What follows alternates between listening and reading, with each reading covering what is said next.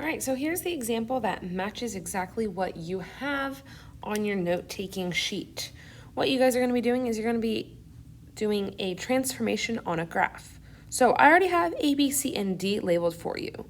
It says reflect the black rectangle across the x-axis and then translate the new rectangle 5 units left and 1 unit down.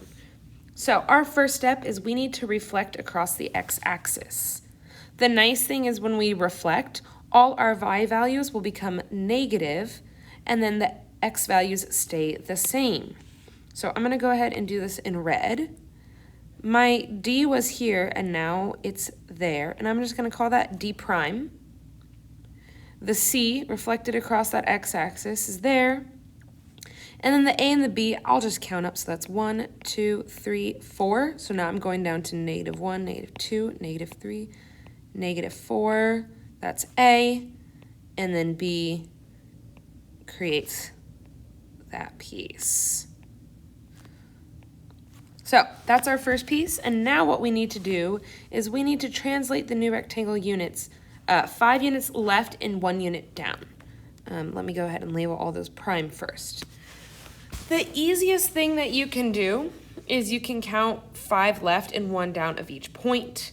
You can label each piece. So for instance, D prime is 1, -1.